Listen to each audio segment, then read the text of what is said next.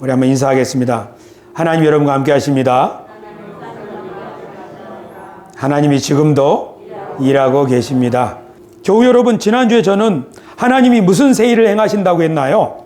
지난주에 조용기 목사님 얼굴을 보여드리면서 조용기 목사님이 성령운동을 일으켰지 않습니까? 19세기 D.L. 모디 미국의 목사님이 부흥운동을 일으키지 않았습니까?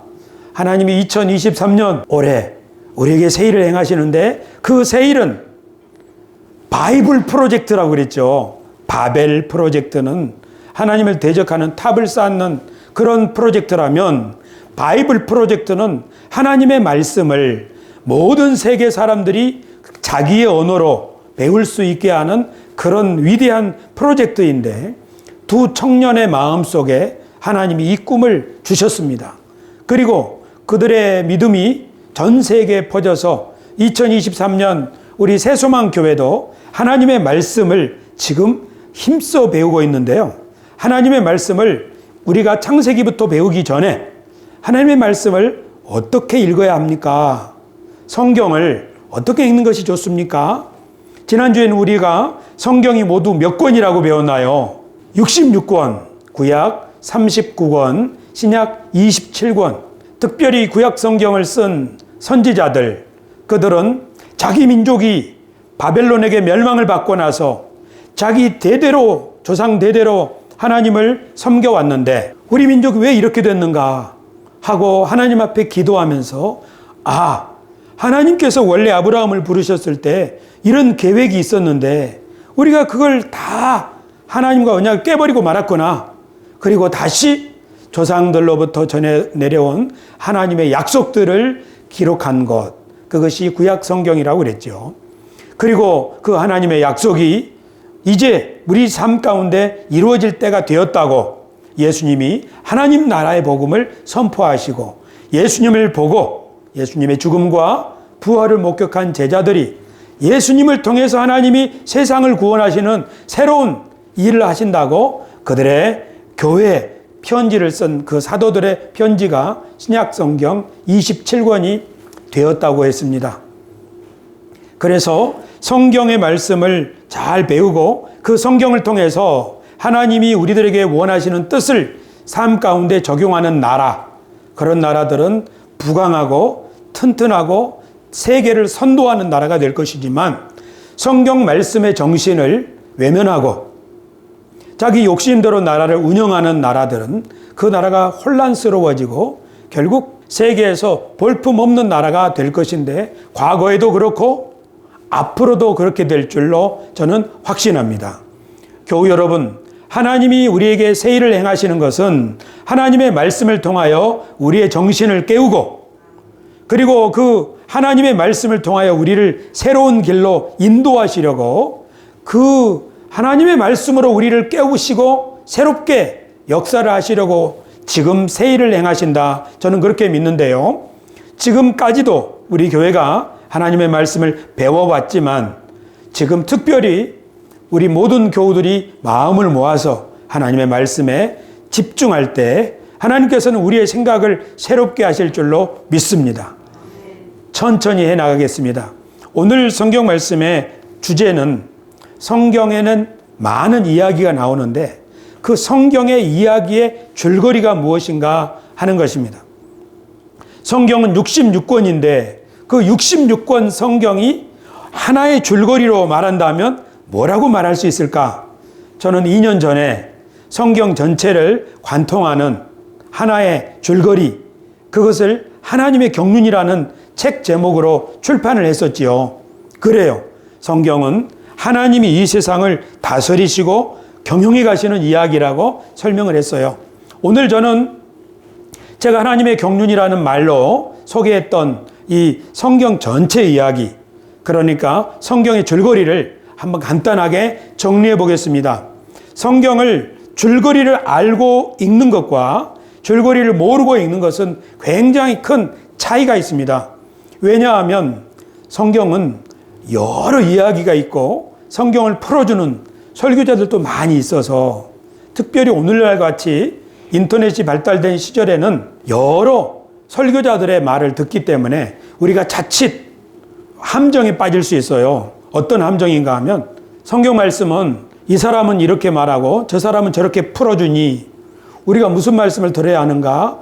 그런 생각에 빠지면 큰일 납니다. 그런 사람은 성경 말씀이 하나님께서 우리에게 하시는 그 진리의 말씀이라는 것을 믿지를 못하게 돼요. 왜냐하면 이 사람은 이렇게 말하고 저 사람은 저렇게 말하니 우리가 어떻게 믿을 수 있지? 이것은 굉장히 큰 함정입니다. 그런 사람은 자신의 목숨을 걸고 신앙을 지켜야겠다. 또는 하나님의 교회를 내가 힘써서 섬겨야겠다. 나는 일평생 주님을 따라야 되겠다. 그런 결단을 못해요.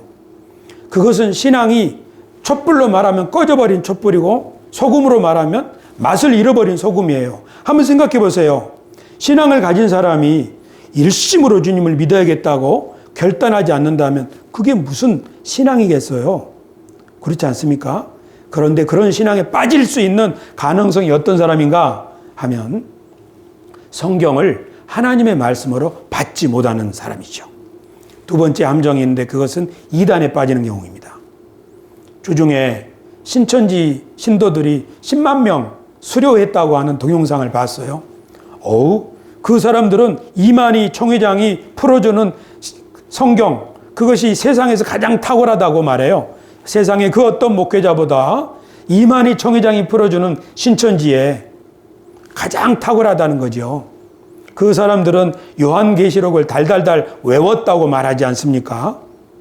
그런데 그 사람들은 신천지, 새하늘과 새 땅을 그 신천지 그룹 안에서 벌어지고 있는 권력 투쟁과 그들이 하고 있는 일로 축소시켜버리고 말았습니다. 성경이 말하는 새하늘과 새 땅은 보라 내가 새하늘과 새 땅을 창조하리니 이전 것들은 기억나거나 생각나지 아니할 것이라고 하셨을 때 하나님이 말씀하신 새하늘과 새 땅은 온 세상을 하나님이 새롭게 만드신다는 이야기이지 신천지 그룹에서 일어나는 그런 권력 투쟁을 얘기하는 것이 아닌데 하나님 나라의 이야기를 한 집단의 이야기로 축소시켜버리고 있습니다.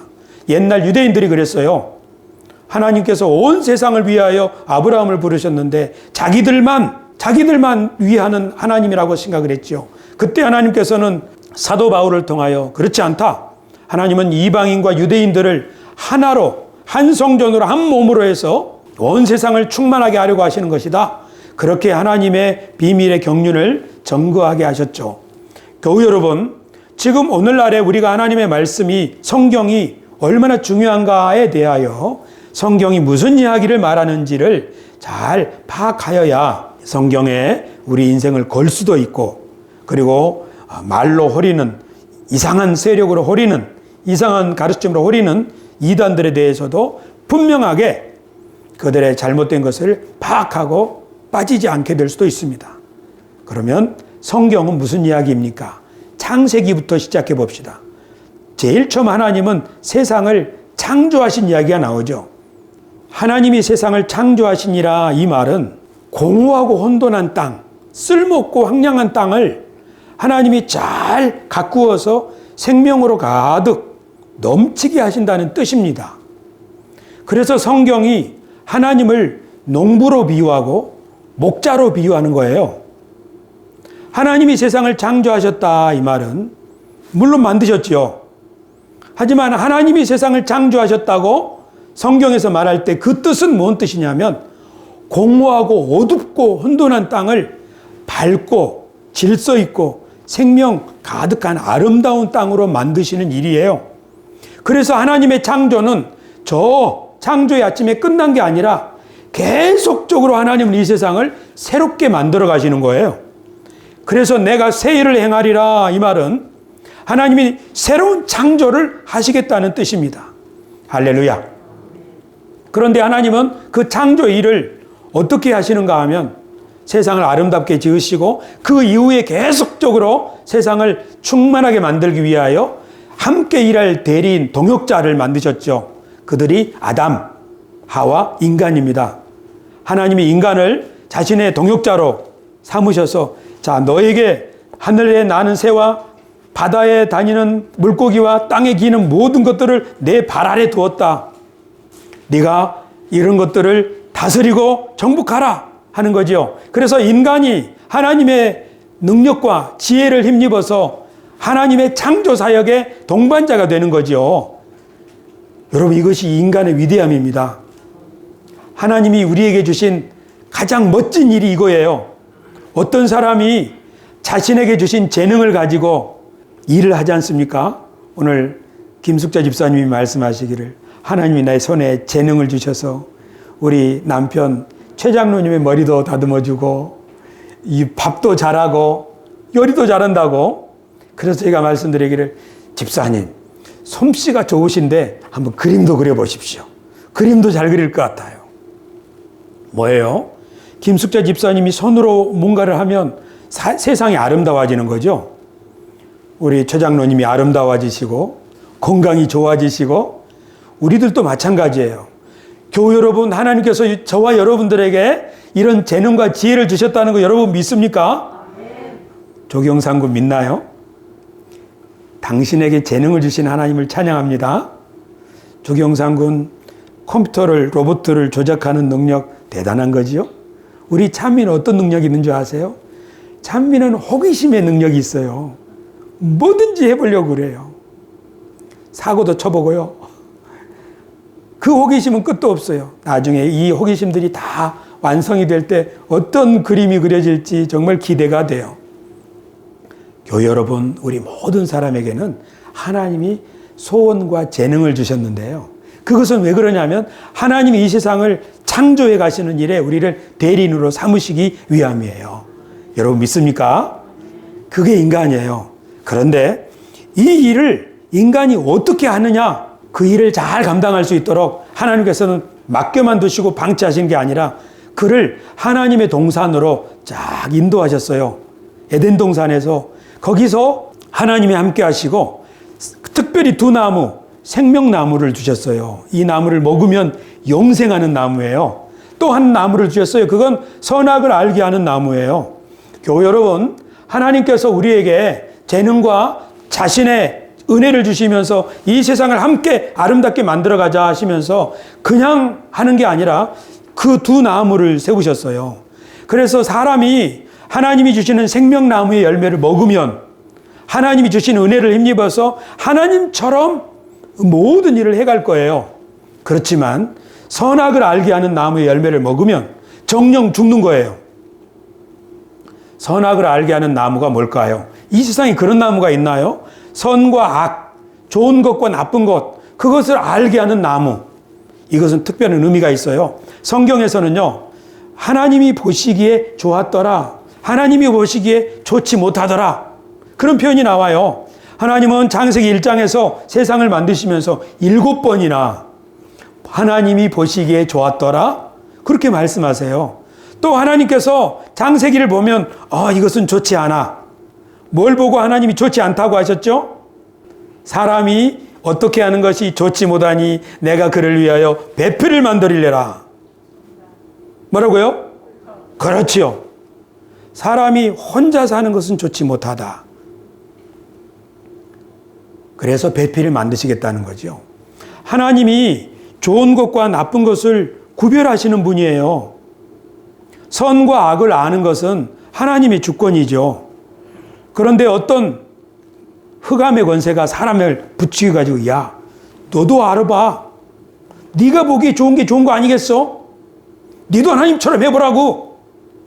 그래서 사람이 보기에 내가 보니까 먹음직도 하고 내가 보니까 탐스럽게 하는, 사람이 보기에 좋은 것을 탁 먹었더니 어떤 현상이 생기나요? 아담이 자기 부인을 보고 뭐라고 그래요? 이 여자 때문이에요. 이 여자 때문이에요. 사람이 자기의 보기에 좋은 것을 선택하면 어떤 일이 생기나요? 창세기 6장 보니까 노아 시대 때, 그때 하나님의 아들들이 사람의 딸들의 아름다움을 보고 자기가 보기에 좋아하는 모든 여자로 아내를 삼더라. 그러니까 어떻게 됩니까? 세상에 폭력이 가득하게 되죠. 아브라함과 조카 롯 사이에서 어떤 일이 벌어졌나요? 조카 롯은 이쪽을 보니까 소돔 땅이 여호와의 물된 동산같이 자기 보기에 좋은 땅을 취하면은 망해요.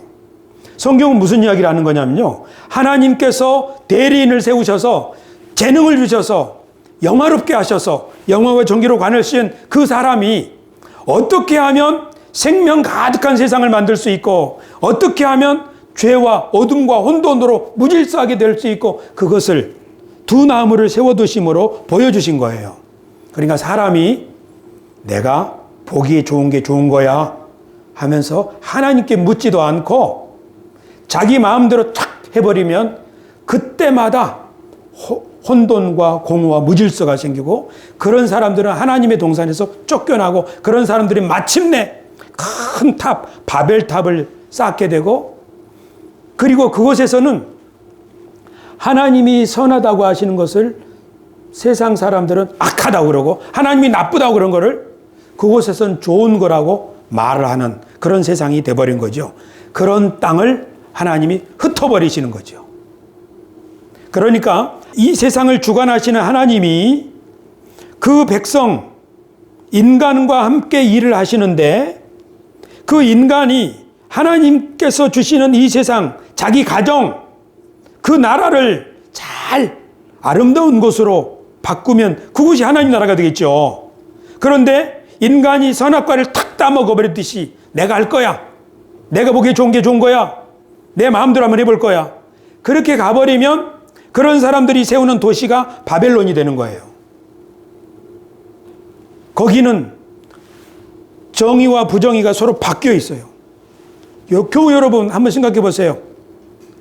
이 세상은 서울 한번 볼까요? 서울, 대한민국. 어떤 사람이 머리가 좋아가지고 좋은 대학 나와서 주식을 했어요. 경제 공부를 해가지고. 그래가지고 수많은 개미들을 싹 이끌어서 그들을 등쳐먹고 벼락부자가 되었어요. 수백억 부자가 되었어요. 그리고 차도 몇 대 굴리고 집도 좋아요. 이 사람은 성공한 거예요?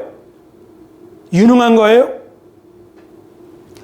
대한민국에서는 주식해가지고 또 다른 교묘한 부동산 투자 이런 거 해가지고 돈을 떼거지로 많이 번 사람, 그런 사람을 가리켜서 유능하다, 성공했다 그렇게 말하는 거예요.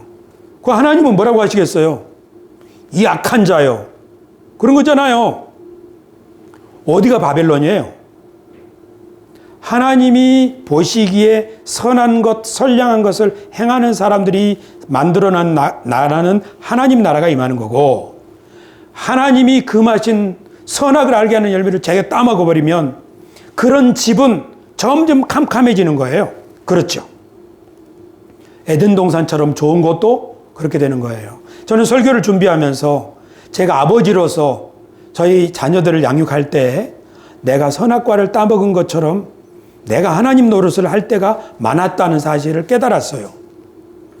하나님, 이 아이들을 어떻게 키워야 합니까? 하고 기도하면서 그 아이들을 잘 돌봐야 할 텐데 내가 보기에 이거는 이 아이에게 안 좋아. 내가 보기에 이거는 인생을 망칠 수 있어.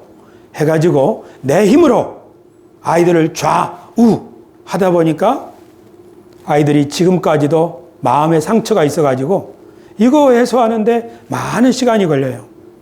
저는 아이들을 교회 데리고 다니고 새벽기도 다니고 기도원 데리고 다니고 이렇게 하면 좋은 줄 알았어요. 제가 보기에 좋은 것이 하나님도 기뻐하는 줄로 알았어요. 그런데 그게 아니었던 거예요. 그래서 지금 제가 자녀들에게 준 상처 그것을 치료하기 위하여 이제 새로운 마음으로 노력을 하고 있어요. 하나님 나라가 우리 가정에 세워지기를 하나님께 기도하면서 나가고 있습니다. 요새 저는 자녀들로부터 평가를 받아요.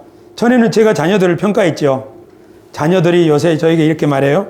아빠, 요새 노력 좀 하고 있는 것 같은데요. 저는 그런 말 들을 때 매우 기분이 좋아요. 왜냐하면 제가 잘못한 과거가 있기 때문에. 그렇게 보면 어디가 천국이고 어디가 지옥인가요? 사람이 자기 마음대로 하면 지옥돼요. 사람이 하나님이 뭘 기뻐하실까 하고 하나님께 기도하면서 살아가면 그곳은 천국이 될 줄로 믿습니다. 교회도 그렇고 가정도 그렇고 나라도 그렇고요. 어쨌든 하나님의 사람들은 선악을 알게 하는 나무 앞에 하나님이 서게 하셨어요. 생명나무 앞에 서게 하셨어요. 그래서 아담과 하와는 선택할 수 있었어요. 내가 하나님의 생명나무를 먹음으로 하나님과 함께 온 세상을 다스리고 정복하고 멋지게 만드는 새 창조자, 하나님의 창조의 동역자가 될 수 있겠구나. 그런 선택을 할 수도 있고, 아니면 그 어두컴컴한 자가 미혹하는 대로 네 마음대로 해봐. 네가 대장이잖아. 너도 하나님처럼 해보라고. 그러나 인간은 그 길을 선택했지요. 그래서 세상에 바벨론이라고 하는 나라가 세워진 거죠. 그 바벨론, 거기서 하나님이 한 사람을 불러내셨죠. 그가 아브라함이에요. 갈대아 우르 내 본토 친척 아비집을 떠나라. 거기는 바벨론의 땅이다. 거기는 하나님께 기도하지 않는 땅이다. 거기는 자기 마음대로 하는 세상이다. 그래서 거기로부터 아브라함을 불러내서 내가 너에게 주는 새로운 땅, 내가 너에게 주는 새로운 민족. 그래서 아브라함이 하나님의 말씀에 순종하니까 하나님께서 드디어 아브라함에게 큰 민족을 이루게 하셨죠. 그리고 아브라함을 하나님의 산으로 데리고 오셨어요. 그 산이 어디지요? 아담과 하와를 인도하신 산은 에덴 동산이에요. 하나님이 계시던 이스라엘 백성들을 그 산으로 인도하셨죠. 애굽에서 건져내가지고 그 산으로 데려가셨죠. 어디죠? 잊지 말라고 제가 질문하는 겁니다. 신의 산. 하나님의 산, 신의 산. 신의 산에 이스라엘 백성이 섰어요. 내가 너희 앞에 생명과 사망, 축복과 저주를 주노라. 너희가 오늘 생명과 축복을 택하라. 그리고 율법을 주셨죠. 이제 이스라엘 백성은 하나님의 대리인으로서 온 세상을 축복할 제사장의 나라로 살 수도 있고, 아니면 아담처럼 지 마음대로 해가지고 또 쫓겨날 수도 있는데, 이스라엘 백성들은 어떻게 했나요? 하나님이 그들에게 성전도 주시고 율법도 주셨지만 결국 아담처럼 범죄함으로 어디로 쫓겨갔지요? 바벨론. 성경은 하나님이 바벨론 땅에서 아브라함을 불러내시고 그 백성을 바벨론으로 다시 포로로 끌려가게 하셨다는 이야기로 구약 성경을 들려주는 거죠. 예언자들은 이렇게 끝날지는 않을 것이다. 이사야에서 하나님이 새 일을 행하신다고 했다. 새로운 지도자가 오셔서 우리를 인도할 것이다. 그런데 정말 오셨죠. 그분이 예수님이죠. 예수님을 사탄 마귀가 광야로 데리고 와서 네 맘대로 해봐라. 돌을 떡덩이로 만들어봐라. 네 맘대로 해봐라. 성전 꼭대기에서 뛰어내려봐라. 천사를 보내서 받쳐줄 거다. 자, 내가 너에게 큰 거 보여주겠다 하고 세상 모든 영광을 보여주면서 말하는 거죠.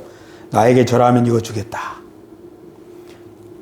아담과 하와는 그 속삭임에 넘어가고 말았지만 예수님은 어떻게 하셨나요? 사탄아 물러가라. 주 너희 하나님을 경외하라. 그렇게 하면서 악의 세력을 대항하셨죠. 악의 세력을 쫓아내니까 어떻게 됩니까? 예수님이 가는 곳마다 새로운 일이 벌어지죠. 병자는 고침을 받고 죄인은 용서를 받고, 그리고 평생 수전노로 살던 사람도 드디어 나누고 베푸는 축제가 벌어지지 않습니까? 하나님 나라가 세워진 줄 믿습니다. 그러나 하나님의 뜻을 싫어하고 악한 마귀에 속아서 살던 사람들은 그 예수님의 말씀도 싫어하고 예수님이 행하는 것도 마음에 들지 않아서 십자가에 못 박아 죽여버리고 말았지 않습니까? 그러나 하나님이 예수님을 다시 살리셨어요. 그것을 본 예수님의 제자들은 아, 이분은 과연 하나님이 보내신 메시아로구나. 그리고 예수님을 하나님 우편에 올리신 것을 보고 예수님이 우리의 구세주고 예수님이 우리를 부르셔서 새로운 이스라엘로 하나님 앞에 서게 하는구나. 하나님이 우리 교회를, 우리들을 새 이스라엘로, 새 아담으로 하나님 앞에 딱 서게 하신 거예요. 이전 것은 지나갔으니 보라 새 것이 되었도다. 그래서 예수 믿는 사람들은 뭘 믿는 거냐면요, 우리가 새로운 사람이 된 걸 믿는 거예요. 그래서 세례를 받잖아요. 물에 완전히 잠겼다가 딱 일어나잖아요. 이것이 새로운 사람으로 다시 태어난 걸 말해요. 우리 그리스도인들은 아담처럼 선택할 수 있어요. 이제 아담이 선악과의 나무, 생명나무 앞에 서서 결정을 해야 했다면 우리 그리스도인들은 십자가 나무 앞에 서서 우리가 예수님의 십자가를 바라보며 예수님이 우리에게 가르치시고 분부하신 대로 순종을 할 것인지, 그래서 우리가 가는 곳마다 하나님 나라가 확장될 것인지, 아니면 십자가는 무거우니까 십자가는 세상 방식대로 살 거야 할 것인지를 선택하는 자리에 서 있는 거예요.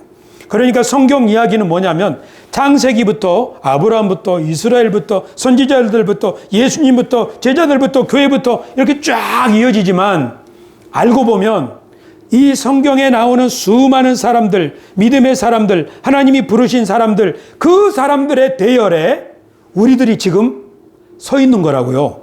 성경 이야기와 우리들이 이렇게 밀접하게 연관되어 있어서 우리들이 지금 에덴 동산의 아담처럼 우리들이 지금 시내산의 이스라엘 백성들처럼 하나님 앞에 서 있는 거예요. 그래서 어떻게 하는 거예요? 우리에게 하나님이 기회를 주신 거라고요. 예수님이 분부한 것을 따라서 산다면 성령을 부어주겠다.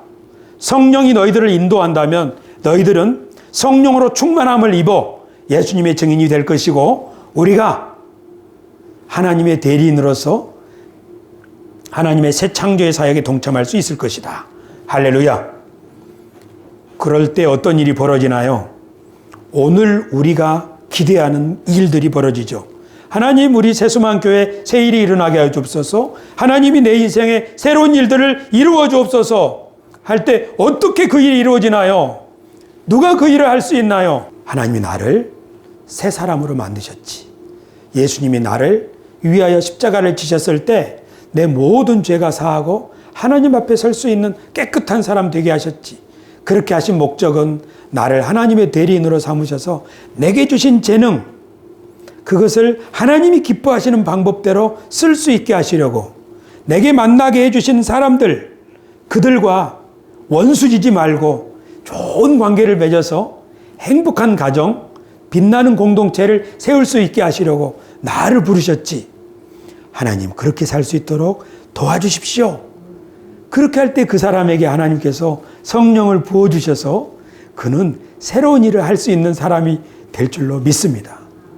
그 사람은요 이렇게 기도하는 거예요. 하나님 오늘도 나에게 하나님이 맡겨주신 일을 잘 할 수 있도록 도와주십시오.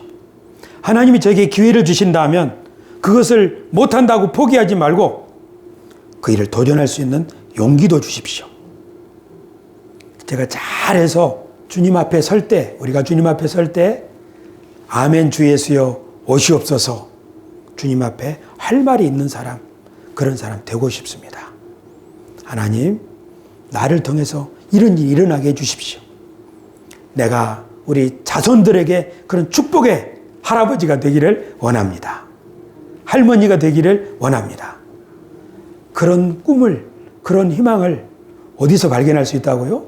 성경 이야기들을, 이 빛나는 이야기를 우리가 믿음으로 받아들일 때 우리는 이 이야기의 주인공이 될 수 있다는 사실을 믿으시길 바랍니다.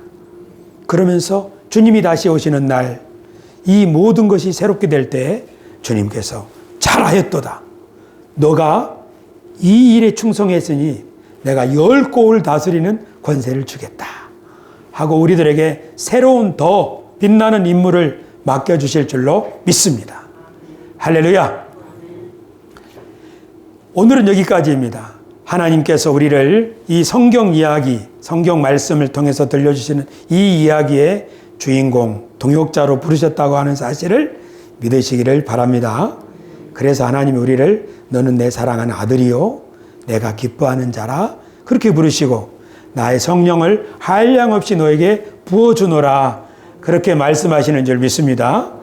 비록 우리가 육신이 좀 부족하고 아프고 힘들지만 영원히 이 상태로 있지 아니하고 하나님 우리를 회복하시고 싸매시고 다시 일으켜 세우셔서 하나님의 일을 감당하게 하신다고 저는 확신합니다. 이런 믿음과 기대를 가지고 우리 2023년을 한번 살아봅시다. 기도하겠습니다. 존귀하신 아버지 하나님, 주님의 은혜를 감사합니다. 하나님, 이 세상의 그 어떤 이야기도 성경 말씀을 통해서 들려주시는 하나님의 말씀과 비교할 수 없습니다.